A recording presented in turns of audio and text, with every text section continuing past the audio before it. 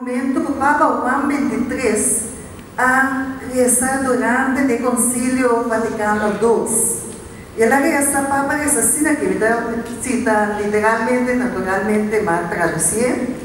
Papa reza con hope fervor para Pentecoste novo.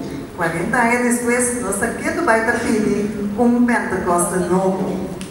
E ela pediu para o Espírito Santo para derramar sua bendição, bendição nova para o seu povo católico.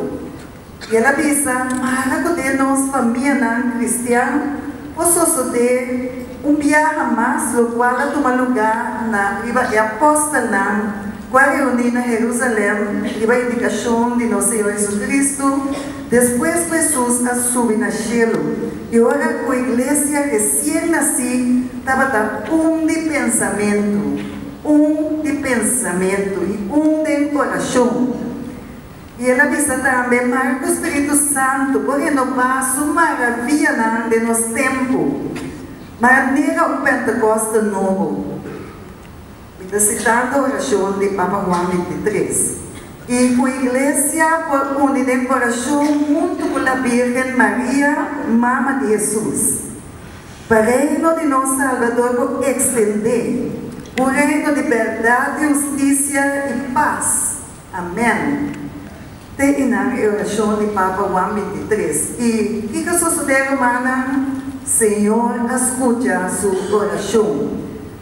Depois de Vaticano II, a resultar não somente a renovação carismática, mas o ministério a nascer de nossa igreja católica para a renovação de nossa fé católica.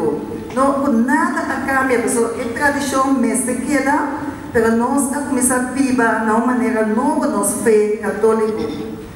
E assim que o Senhor, em verdade, depois da oração aqui, ela derrama sua graça abundante para nós, igreja, e também, no momento, o Concílio Vaticano II, que em verdade traz o cambio de nossa igreja. E depois de assim, nós podemos ser mais precisos, em que me citar alguma parte, pode dizer?